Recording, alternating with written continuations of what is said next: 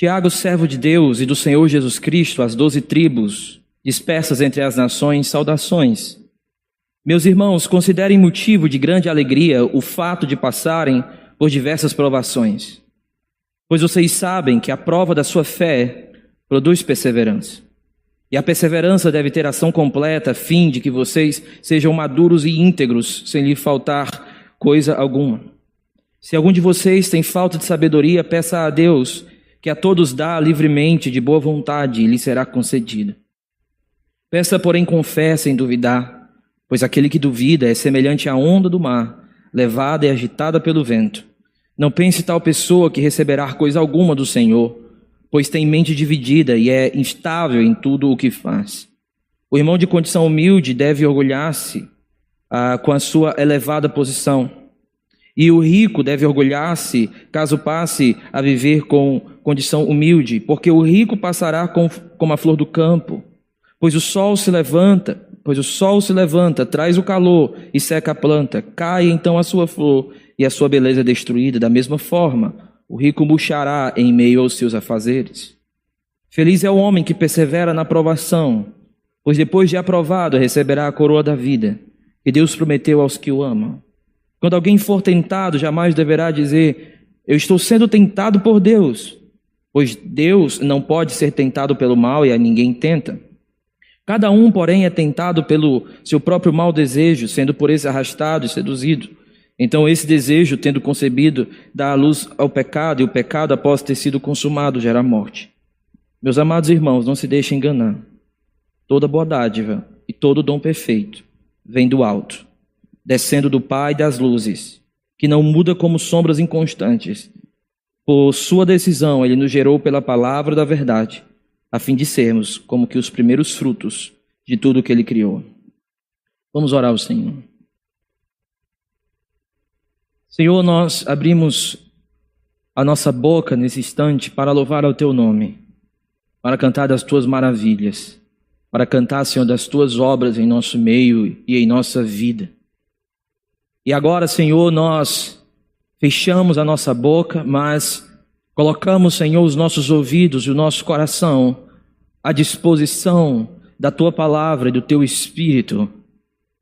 E, Senhor, nós reconhecemos que o único sacrifício que nós temos que oferecer a Ti é o sacrifício da verdade, onde entregar o nosso coração para ser modificado por Ti deve ser a nossa primeira intenção a nos manter atentos às palavras aqui. Meu Deus, eu não conheço muito bem a situação de todos aqui, mas o Senhor sabe. E que nessa noite o Senhor possa fazer uma obra que nenhum homem, nenhum pregador, ninguém pode fazer, somente Tu, que é a transformação da nossa vida, que é a consolação genuína em nosso coração. É isso que eu te peço, Senhor, em nome de Jesus. Amém. Se você pudesse fazer uma pergunta ao Senhor aqui e agora, qual seria a pergunta que você faria ao Senhor? Se você tivesse o direito de dizer: Senhor, eu queria perguntar algo, que pergunta você faria? O que é que você questionaria ao Senhor? Bem, talvez alguns aqui poderiam questionar: Senhor, por que eu estou passando por tal crise financeira? Talvez outros aqui nesse grande salão podiam perguntar ao Senhor: Senhor, por que eu estou passando tal crise no meu casamento, na minha família? Por que eu estou passando, Senhor, por coisas que eu não esperava estar passando? Outros aqui podem dizer: Senhor, por que existem tantas tentações no meu coração? Por que existem coisas que querem me tirar do caminho? Por que existem coisas que querem sempre me entristecer, sempre me colocar à parte do teu propósito? É sempre uma luta no meu coração, é sempre difícil o caminho. Talvez outros perguntariam: Senhor, por que eu perdi tal pessoa? Por que esse período que se passou tem sido tão difícil para a minha família? E Tiago, ele está diante de pessoas que também estavam assim, em sofrimento. Ele chama no verso 1 essas pessoas de tribos dispersas, pessoas que estavam longe de casa, pessoas que estavam com instabilidade financeira, não tinham muito bem como ter saúde em hospitais, pessoas que não sabiam como seria o amanhã, tribos que estavam no lugar e talvez tinham que viajar no outro dia porque não tinham uma casa fixa. Então Tiago está escrevendo para esse povo. Mas uma das coisas que mais me impacta nessa carta é que Tiago não tem aquilo que eu chamo de uma teologia do avestruz. O que é a teologia do avestruz? É aquela galera que prega que o crente sempre tem que ser feliz, que sempre tudo vai ser uma bênção, que sofrimento é coisa para descrente, é coisa para gente que não tem fé. Essa galera, quando aparece o sofrimento real, quando aparece a catástrofe real, eles parecem que somem, eles parecem que colocam a cabeça dentro da terra, porque ninguém nunca encontra eles quando a catástrofe acontece. Quando a realidade exige deles uma resposta, a gente não encontra. São os teólogos avestruzes, que não têm resposta para o sofrimento, porque a sua palavra é sempre muito água com açúcar. Mas Tiago não, Tiago, ele traz para nós a teologia do sofrimento, e uma das grandes marcas da teologia do sofrimento é que ela é real. Tiago vai dizer, vai ter sofrimento, sim. Olhe na sua Bíblia, no verso 2, ele diz, meus irmãos, considerem motivo de grande alegria, quando passardes, não se. Porque existe uma diferença entre quando e se. Se é uma possibilidade, você pode ou não passar. Quando é uma certeza, é só uma questão de tempo. E o que ele está dizendo é que, olha, você quer saber? Sofrimento não é uma questão de si. Algumas versões, como a NVI, colocam o fato de passardes, mas a tradução poderia ser colocada como quando passardes. Porque sofrimento não é uma questão de se eu vou passar, o sofrimento é uma questão de quando eu vou passar. E é por isso que muitos crentes, quando a gente aconselha que estão passando por sofrimento, a maioria dos crentes que eu aconselhei em sofrimento, a questão não era tanto porque eu estou sofrendo. A maioria das vezes foi porque agora. Porque nesse momento. Estava indo tudo bem no meu trabalho, estava tudo indo bem na minha família, estava tudo indo bem com meu filho, com a minha filha. Por que aqui? Por que agora, Senhor?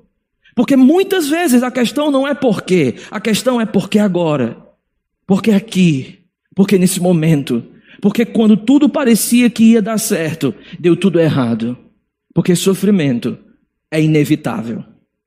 O sofrimento, meus irmãos, ele não vai chegar na tua casa e vai bater na tua porta e dizer assim, posso entrar? Você me deixa entrar? O sofrimento não vai fazer isso. O sofrimento, ele é um intruso. Ele vai entrar pela porta de trás, ele vai quebrar a tua porta, ele vai entrar na tua casa sem pedir com licença, porque sofrimento é inevitável. Perceba que Tiago, olhe mais uma vez quando ele diz, meus irmãos, considerem motivo de grande alegria o fato de passardes. E aqui ele usa uma metáfora muito forte com um eco de Provérbios, que é, atenção, uma ideia de vocês estão num caminho e vai chegar o momento, as versões em inglês deixam isso mais claro, vocês vão se encontrar com o sofrimento. Existe um hino antigo que diz assim, queridos crentes, sede corajosos, porque quando no caminho estiverdes e passardes pelo sofrimento, confia que ele estará com vocês. O que Tiago está dizendo é, no caminho da sua vida, você vai se encontrar com um convidado não convidado, com um amigo indesejável. O nome dele é sofrimento e ele vai causar algo em você. Mas Tiago quer lembrar uma coisa maravilhosa para esses irmãos. A inevitabilidade do sofrimento não anula a intencionalidade de Deus no meio da dor. O fato do sofrimento ser inevitável não anula a intencionalidade de Deus. Deus tem intenções escondidas com o sofrimento na nossa vida, que elas podem não chegar muito claras para nós, mas Deus tem intenções no meio do sofrimento. E Tiago aqui, portanto, ele quer dizer algo para a gente, olha, vocês vão passar por sofrimento, vocês vão encontrar o sofrimento, e essa é a teologia do sofrimento de Tiago, não é a teologia do avestruz, que coloca a cabeça dentro da terra quando catástrofes aparecem. É a teologia realista do sofrimento. O sofrimento vai chegar. Não é uma questão de se, é uma questão de quando. Agora, o que é que Tiago diz? Vamos mais uma vez para o verso 2. Meus irmãos, tende motivo de grande alegria. Bem, isso parece uma loucura. Imagina, lá vem uma grande onda na sua frente, ela está vindo, ela vai te detonar a tua casa, e Tiago está dizendo, fique feliz. Isso parece algo coach para alguns, isso parece meio que uma teologia estranha. Como é que eu vou ficar feliz quando algo está destruindo a minha estrutura, a minha casa, a minha família? De onde vem o sofrimento? De onde virá a alegria para isso? Mas antes de tocar nesse ponto, eu gostaria de fazer o que Tiago faz. Eu gostaria de te mostrar as razões para ter alegria do sofrimento. E depois eu queria mostrar para você que tipo de alegria está falando. Vamos ver um pouquinho as razões. De novo, mais uma vez, no verso 2.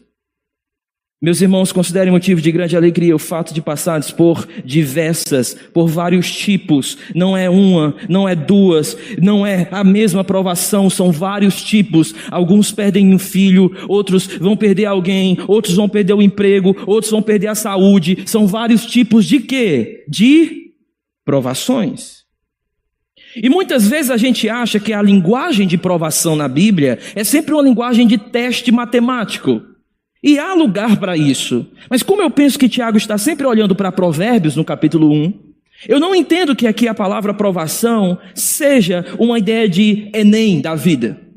Você vai passar por uma prova, tome aqui as suas questões e você vai selecionar e vai tentar passar. Eu não acho que é isso. A ideia aqui não é prova matemática. A ideia aqui é quando o ourives pega aquele metal, o ouro, coloca no fogo para ele ser provado e ser purificado. Portanto, Tiago não chama sofrimento de sofrimento. Ele não chama dor de dor. Ele chama dor de o crente sendo submetido ao fogo do refinamento do ourives. Porque eu conheço muito bem o meu coração, querido. E eu sei que tem coisas duras aqui dentro do meu coração que só o fogo do ourives para amolecer. Eu sei que tem coisas no seu coração que precisam ser mudadas, que só o fogo do ourives para amolecer. E é isso que Tiago quer dizer para nós. Vocês estão sendo submetidos à purificação do Senhor. Deus está trabalhando algo em você que você não pode fazer por você mesmo, que você nem imagina que precisa muitas vezes, mas você precisa. E o que Tiago, portanto, está dizendo é: meus queridos, Deus está produzindo algo em vocês chamado fogo purificador. Mas olha o que ele diz, continue comigo, verso 3. Pois vocês sabem, desculpa estar parando tanto, mas vamos parar um pouquinho aqui. Olha o que ele está dizendo. Porque vocês sabem. Tiago está apelando para a mente daqueles crentes. Deixa eu dizer uma coisa. Você sabe. Você que é crente aqui que está me escutando. Você sabe que Deus tem trabalhado na sua vida no meio da sua dor e do seu sofrimento. Você sabe. Tiago não está fazendo aqui uma afirmação desconhecida a esses crentes.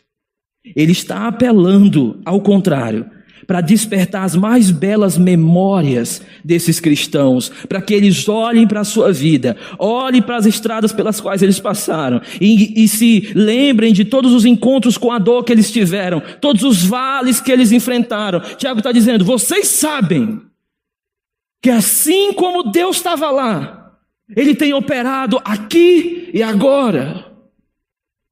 Vocês sabem. Você sabe que nas suas doenças, Deus mexeu com algo que você precisava. Você sabe que nas suas perdas, Deus mexeu com algo que você precisava.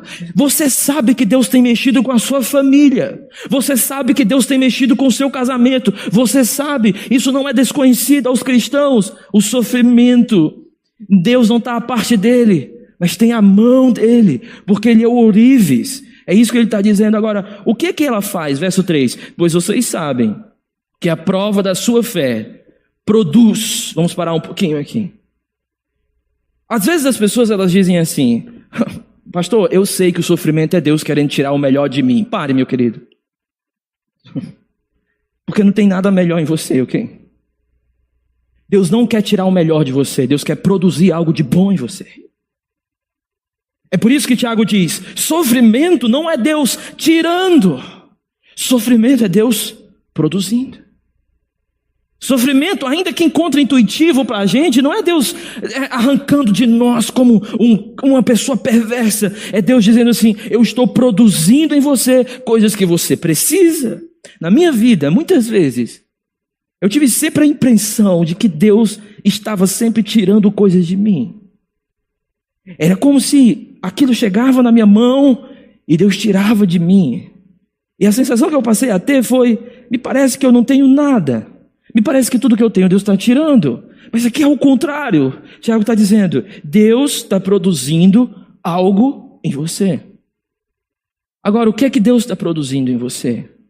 Algo que você precisa, chamado, olha na sua Bíblia, ainda no verso 3. Perseverança. Perseverança. O que é perseverança, então? Perseverança não é só continuar. Perseverança não é só a ideia de que eu não vou parar. Perseverança, se você está anotando, anote isso. Perseverança é uma constância de propósito e um olhar fixo no alvo, na linha de chegada. Perseverança é uma constância de propósito e um andar com os olhos fixos na linha de chegada.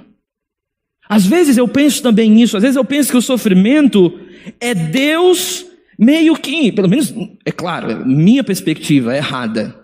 É como é que o sofrimento me ajuda a continuar, se o que parece é que o sofrimento está me fazendo parar?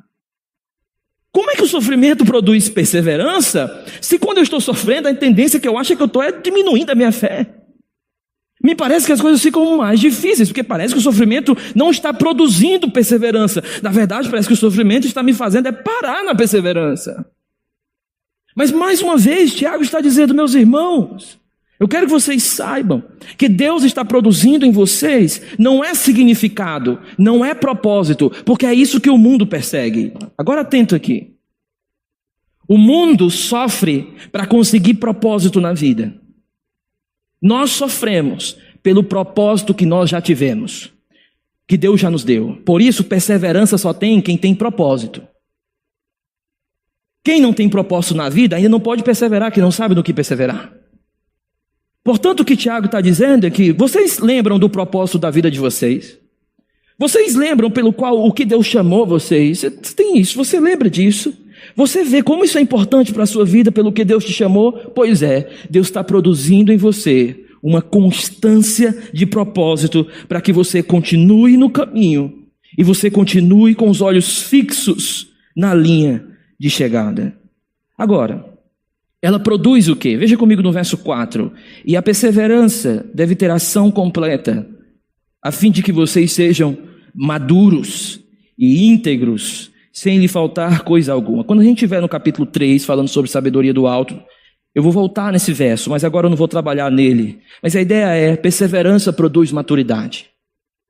E aqui maturidade em Tiago é um crente que rejeita a sua própria sabedoria e abraça a sabedoria de Deus. Mas nós vamos entrar nisso depois. A questão é, sofrimento produz maturidade. Deixa eu lhe contar a história de dois solos. Um solo que foi arado e o outro solo que não foi arado. A história é a seguinte. O solo duro que não foi arado é aquele que foi amaciado. Aquele que não foi amaciado pelo arado. O solo é duro, é convencido, é complacente. Ele é protegido dos golpes do arado e da agitação. Ele foi abandonado ano após ano, mas ele acabou ficando uma habitação de corvo e do nada. Se ele tivesse inteligência, poderia ter em alta conta a sua reputação. Ele é um campo que possui estabilidade. Ele é um campo grande, a natureza o deixou muito já dotado para receber os grandes frutos. Ele poderia ser grande, mas ele não é. Enquanto os outros campos que o rodeiam mudam de marrom para verde e verde para marrom, esse campo que não foi arado, ele é seguro, ele está tranquilo e ele se espalha preguiçosamente ao sol, um verdadeiro retrato de insatisfação sonolenta. Agora atenção nisso. Mas o preço que o campo que não foi arado paga é grande.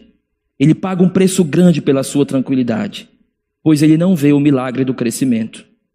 Ele não sente os movimentos da vida crescendo, nem aprecia os prodígios da semente brotando, ou a beleza do grão que amadurece. Ele jamais pode conhecer qualquer fruto, porque ele teme o arado. Em oposição a isto, tem o campo que foi cultivado, o campo que se entregou a viver. Ele abriu a cerca protetora para a entrada do arado, e este veio como todos os arados vêm. Como é que os arados chegam? O arado, ele é prático, ele é cruel, ele é apressado, aquela máquina que vai preparando o campo. A paz desse campo foi tirada pelo arado, pelos gritos do fazendeiro, pelos ruídos da máquina, porém esse campo sentiu o labor da mudança. Ele foi perturbado, ele foi revolvido, ele foi ferido, ele foi quebrado, mas a recompensa vem. Por quê? Porque ele se submeteu ao arado. Um certo dia, a semente se manifestou à sua luz, e esse campo experimentou o milagre da vida. Em todo o campo, a mão de Deus estava operando no serviço da criação. E esse campo experimentou o milagre da criação. Por quê? Porque ele foi arado. O sofrimento na nossa vida é como se Deus viesse com aquela máquina para preparar o campo. E ele vem mexendo em coisas, quebrando coisas, porque Deus quer produzir em você o milagre da criação, o milagre da vida. Mas tem pessoas que não querem o sofrimento, e aquele que não quer se submeter ao sofrimento, ele também não vai ver os frutos da criação, ele também não vai ver a vida brotando, porque quando Deus vem com o arado, ele vem para produzir em você maturidade. Eu lembro uma vez conversando com o pastor Rômulo, há muito tempo atrás, acho que foi no seminário, aí a gente estava conversando sobre algum problema ministerial, acho que era ainda numa outra igreja, bem como no início do meu ministério. Aí eu falei de um problemão, aí o pastor disse assim, cara, ainda bem, viu? Estou olhando assim, o pastor Rômulo, ainda bem o quê, pastor? Dentro assim, né? Ainda bem o quê? O que tem de bem nisso? Não, é bom que o cara amadurece.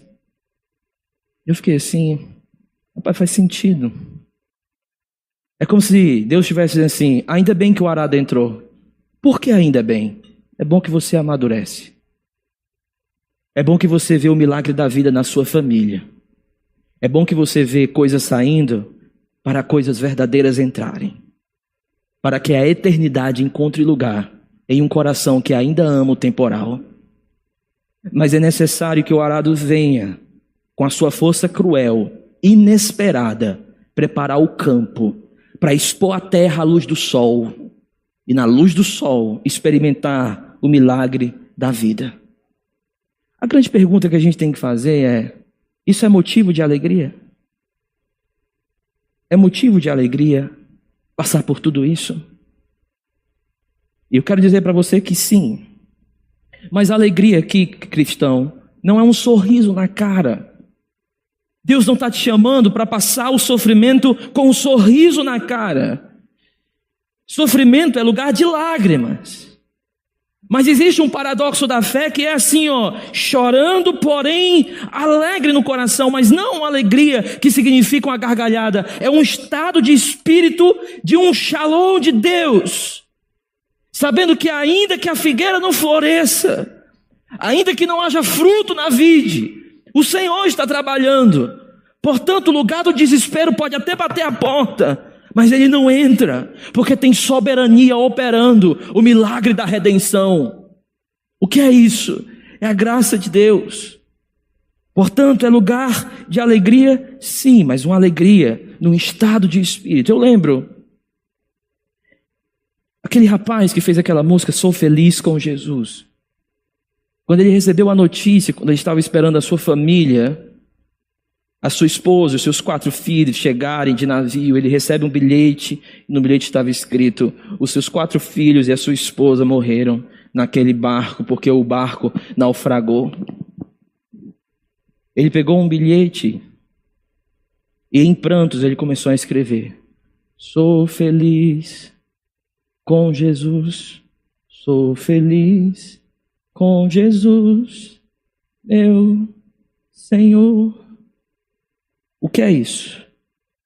De onde vem essa alegria? Ele não escreveu com um sorriso na cara. Ele escreveu com lágrimas nos olhos. Mas ele tinha motivo para permanecer em paz. Tiago está nos chamando a experimentar o sofrimento de uma forma completamente radical. Aí você pode olhar para mim e dizer assim, mas pastor, eu não consigo ver assim. Eu quero ser sincero com o Senhor. O que eu estou passando eu não consigo ver assim. Não adianta. Isso parece apenas para mim muito vago, eu não consigo. Então o verso 5 é para você. No verso 5 Tiago diz: se algum de vocês tem falta de sabedoria. E algumas bíblias, elas quebram o argumento, elas colocam como se fosse um novo título, quebrando. Mas eu não entendo que existem quebra aqui, eu entendo que existe uma continuação no argumento. E a continuação é essa: Tiago, eu não consigo ver as coisas assim. Então peça sabedoria, porque você precisa de sabedoria. Portanto, o que ele está dizendo é: eu preciso de sabedoria para ver o sofrimento.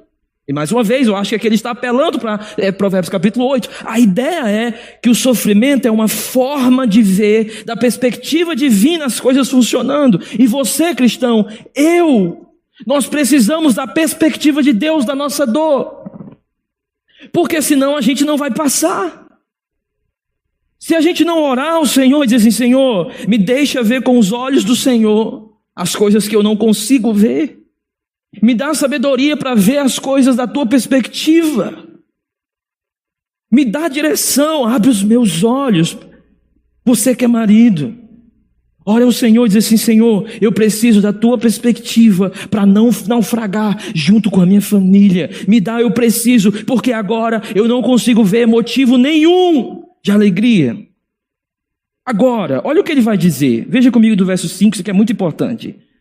Peça a Deus que ele dá, ele deseja dar, ok. Ele dá livremente, verso 6. Peça, porém, com o quê? Com fé, sem duvidar, pois aquele que duvida é semelhante ao quê? A onda do mar, levada e agitada pelo vento. E aqui eu quero algo de você. No capítulo 3, ele vai fazer uma distinção entre sabedoria do alto e sabedoria terrena.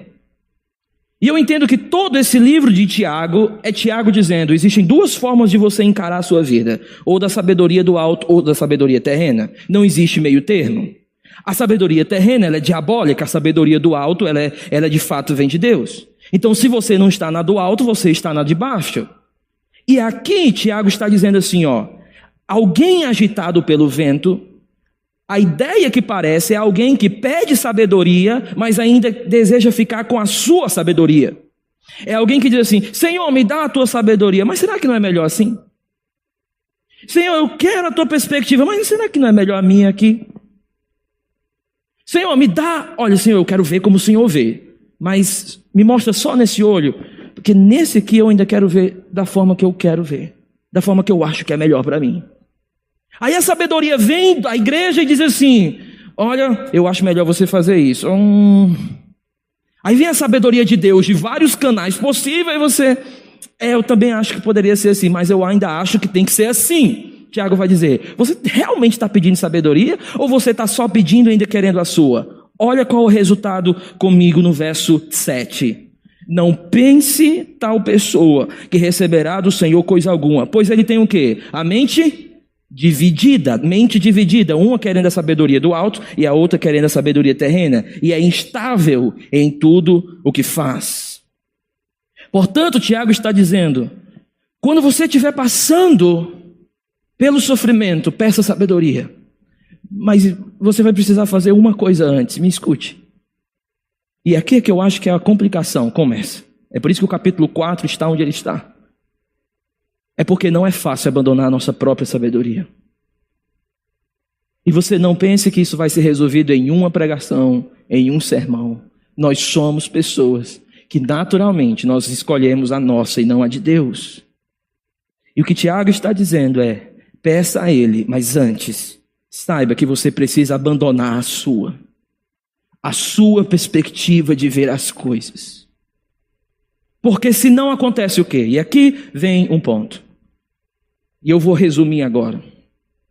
Em toda a aprovação de Deus, que num determinado tempo, sabedoria divina não é apreciada e desejada para resolver esse problema, atenção, portas de tentações abrem para você. De novo.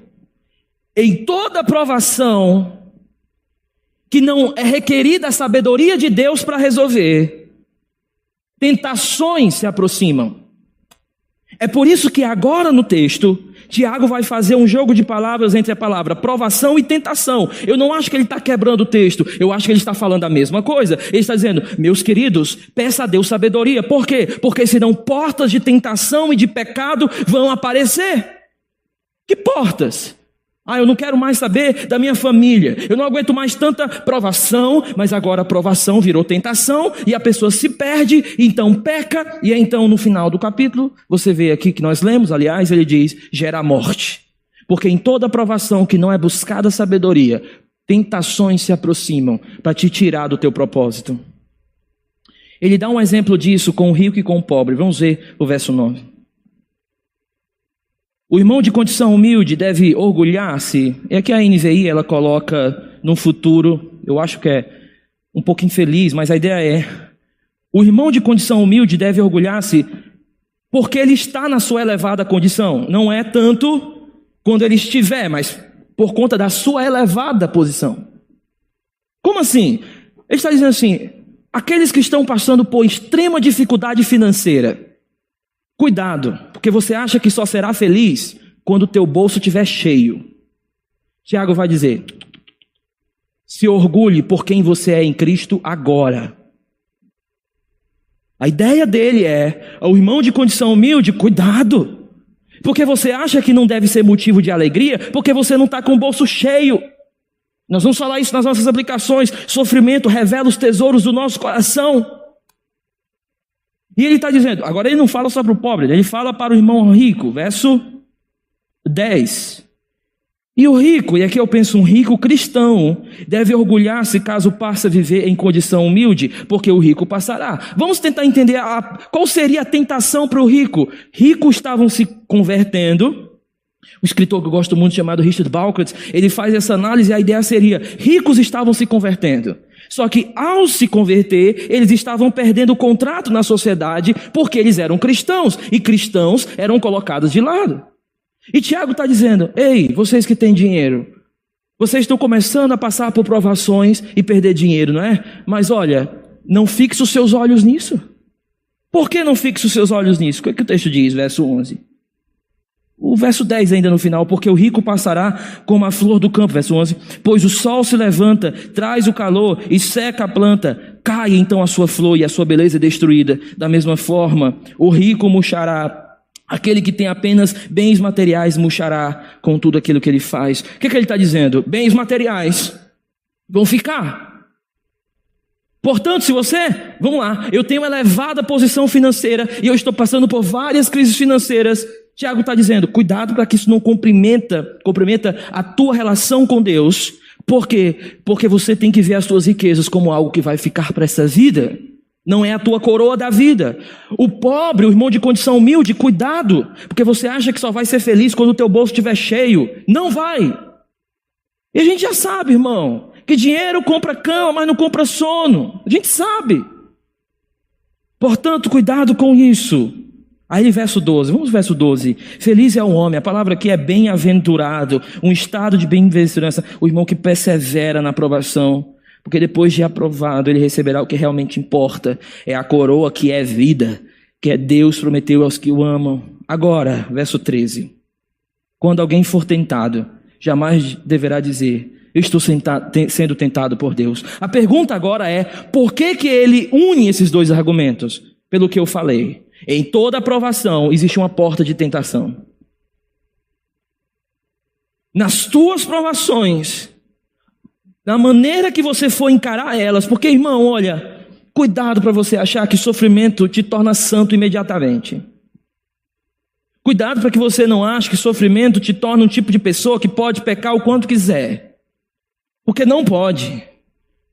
A Bíblia não nos chama a encarar o sofrimento de forma completamente passiva. Talvez num primeiro momento, talvez a teologia dos salmos, um sofrimento, mas os salmos sempre nos chama a um tipo de resposta positiva. O que eu quero dizer é que cuidado você que está passando por sofrimento, porque o sofrimento ele passa. Mas cuidado que sem sabedoria do alto, portas de tentação podem aparecer na sua vida. E deixa eu antecipar um aqui, a amargura pode ser uma delas.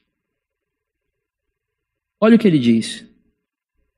Cada um, verso 14, porém é tentado pelo próprio mau desejo, sendo por esse arrastado e seduzido. Então esse desejo, tendo concebido, dá à luz o pecado, e o pecado, após ter sido consumado, gera a morte. Verso 16. Meus amados irmãos, não se deixem enganar. Toda boa dádiva e todo dom perfeito vem do alto, descendo do Pai das luzes, que não muda como sombras inconstantes, como nós. Por sua decisão, ele nos gerou pela palavra da verdade, a fim de sermos como os primeiros frutos de tudo que ele criou. O Senhor está passando o arado. O Senhor quer ver frutos em você. Mas cuidado, porque você pode ver essas provações como uma oportunidade, não de Deus trabalhando em você, mas de Deus querendo, machucar você. Vamos aqui para algumas aplicações. Minha primeira aplicação é: Tiago está mostrando que existe, de alguma forma, virtude na dor, virtude no sofrimento. Eu quero lhe dar 3 razões porque existem virtude na dor. E eu quero mostrar algo bastante pessoal para mim. A primeira virtude que Deus tem me ensinado em sofrimento é: o sofrimento lembra quem eu sou e para onde eu estou indo. Isso para mim é maravilhoso, irmão, porque muitas vezes eu esqueço quem eu sou. Eu esqueço que eu sou filho de Deus. Eu esqueço que eu não sou soberano. Eu esqueço que eu não tenho presciência. Eu esqueço que o propósito que eu tenho, eu preciso de Deus para a minha vida. Eu começo a esquecer das coisas. E o sofrimento é como se ele viesse na minha vida. A dor, a falta de saúde, muitas coisas vêm. É como se eu tivesse assim: deixa eu te lembrar quem você é. E deixa eu te lembrar para onde você está indo. Deixa eu te dar um toque, deixa eu te trazer lembranças do que eu fiz com você. A segunda virtude do sofrimento é que, para mim, sofrimento são sinais da graça de Deus para nós. E o que são sinais da graça de Deus? É como se Deus estivesse sinalizando assim: eu estou com você. E isso para mim foi muito complicado entender em muitos momentos da minha vida, porque eu disse assim: Senhor, parece que o Senhor não está. Mas parece que, na verdade, os sofrimentos são sinais de que Deus está trabalhando.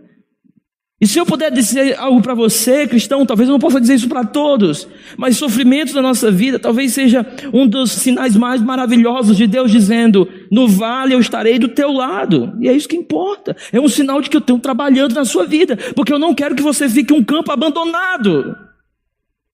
Eu quero que o arado venha, passe, mas transforme algo em você. É um sinal da graça de Deus. Mas deixa eu te lembrar de uma coisa. Você que está passando por sofrimento há muito tempo, deixa eu dizer uma coisa. Placas não servem para que você fique olhando todo o tempo para elas. Cuidado. Quando você está dirigindo, você não vê uma placa e fica assim. O que você faz? Você olha e vai para frente. Cuidado que tem pessoas que, em vez delas olharem ao sofrimento como sinais e placas, elas estão olhando aquilo demais, estão começando a criar amargura no seu coração. Sofrimentos são sinais e placas para te direcionar de novo para o que importa. Mas cuidado, para que você não passe muito tempo olhando para as placas e bata no caminho do propósito que Deus tem para você. Como é que faz isso, pastor? Com amargura. Começando a colocar a culpa na igreja. Vamos falar isso já já. Portanto, existe virtude na dor, porque ela lembra quem eu sou, lembra para onde nós estamos indo. Ela é um sinal da graça de Deus. Mas terceiro, qual é a virtude da dor? A dor revela tesouros do nosso coração. É só dizer assim, irmão, esse sofrimento está causando em você perseverança. Se aqui dentro o tesouro do teu coração for financeiro, isso não vai te trazer alegria. Se aqui dentro os tesouros do teu coração forem bens materiais, esse texto aqui não te traz alegria.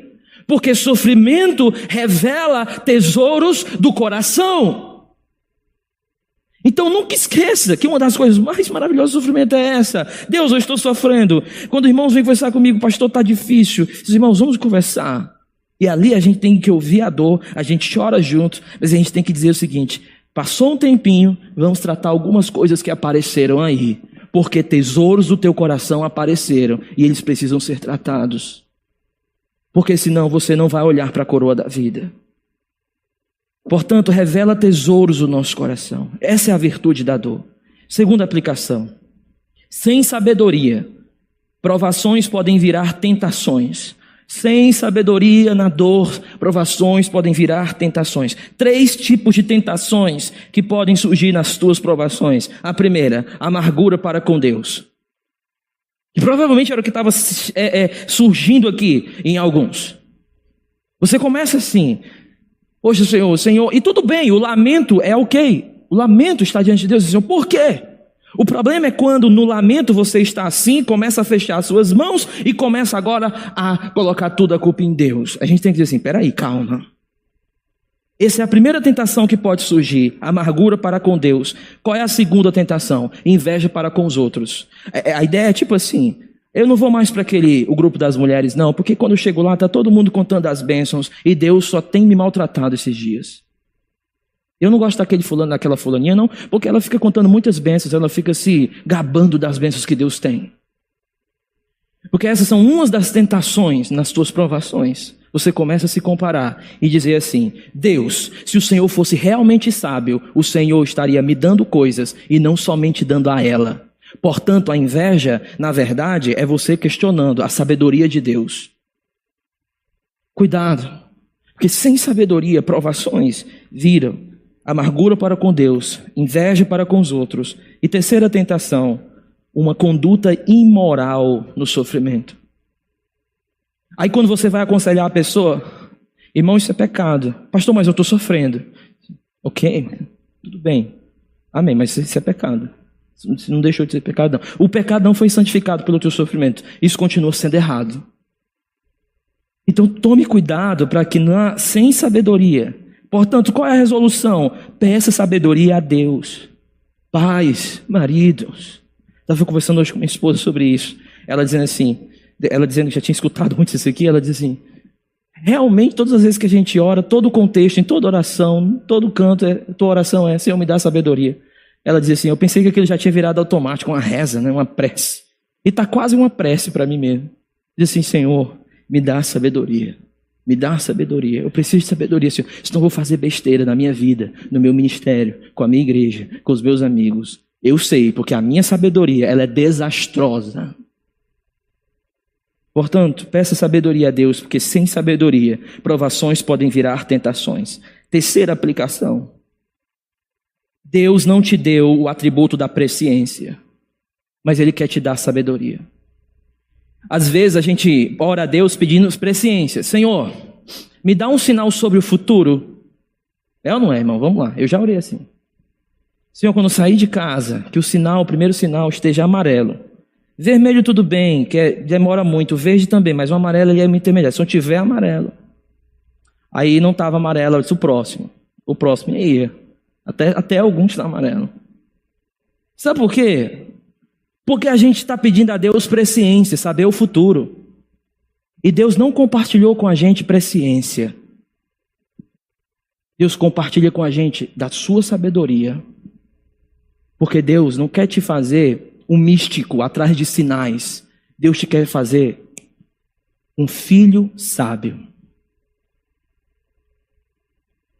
Mas pastor, seria muito mais fácil se Ele me desse o atributo da presciência? Não, não seria. Não seria. Porque quando você está diante de Deus, você pode dizer assim, ó: eu não sei, mas o meu Pai sabe. Eu não sei, mas o meu Pai está direcionando os meus passos. Eu não sei, mas eu posso ter olhos para ver como Ele vê, porque Ele compartilhou comigo a sua sabedoria. Se existe algo, irmão, que eu posso te pedir nessa noite, é ainda hoje, amanhã, e faça isso a oração dos teus próximos dias. Nunca esqueça de passar um dia sem pedir sabedoria a Deus. Um dia. Em todas as tuas orações, nos teus joelhos, diga: Senhor, me dá sabedoria, para que eu não faça besteira com a minha. Me dá sabedoria, Senhor, porque sabedoria nos guarda. Portanto, Deus não nos deu presciência, mas Deus nos deu sabedoria. Minha última aplicação é: se você está passando por sofrimento, deixa eu dizer uma coisa: suporta pacientemente a cruz que Deus colocou para você. Se você estiver passando por sofrimento, suporta com paciência a dor que chegou na sua casa. Se você estiver passando por sofrimento, suporta com paciência. O que é isso, pastor? Os teus choros de hoje, você orou, tuas inseguranças, tuas incertezas, as coisas que você está perdendo. Amanhã tem um outro dia e eu não te prometo que as coisas vão melhorar. Então, paciência. O que eu te prometo é que Deus está trabalhando. Eu não posso te prometer que as coisas vão melhorar. O que eu posso prometer é que o arado está passando. Eu não posso prometer para você que daqui a um mês tudo vai estar melhor. O que eu posso prometer para você é que nessa busca por sabedoria, os caminhos do que Deus está fazendo podem ficar mais claros. Portanto, suporta pacientemente a cruz. Tem um hino, irmão, que eu e minha esposa, a gente carrega, eu já falei aqui, para a nossa vida inteira. E esse hino, ele foi muito importante num momento muito crucial na minha vida. Num momento de intensa coisas que estavam acontecendo. Eu cheguei em casa. Minha esposa viu que eu não estava bem. A gente sentou no sofá. Eu deitei a minha cabeça no colo dela. E ela começou a cantar esse hino para mim. Porque as coisas não estavam bem aqui. E esse hino, ele vem na minha mente todas as vezes que as coisas não vão bem aqui. E ele diz assim, você já sabe talvez, aquieta-te minha alma. O Senhor está ao teu lado. Suporta pacientemente a cruz, do pesar ou da dor. Deixe o seu Deus ordenar e prover. Em todas as mudanças, Ele permanecerá fiel. Aquieta-te, minha alma. O melhor amigo, o amigo celestial, através de caminhos espinhosos te conduz a um fim jubiloso. Aquieta-te, minha alma. Quando os amigos mais caros partirem e tudo se escurecer no vale de lágrimas, então que você conheça melhor o amor, o coração daquele que vem aliviar seus sofrimentos e seus medos. Aquieta-te, minha alma. As ondas e os ventos ainda conhecem a voz daquele que os governou enquanto ele habitou na terra. Aquieta-te, minha alma. A hora está chegando, quando estaremos para sempre juntos com o Senhor. Quando a decepção, a tristeza e o medo desaparecerão, a mágoa será esquecida e as mais puras alegrias do amor restauradas. Aquieta-te, minha alma. Quando a mudança for passada, todos seguros e abençoados, finalmente nos encontraremos. Aquieta-te, minha alma. Vamos orar.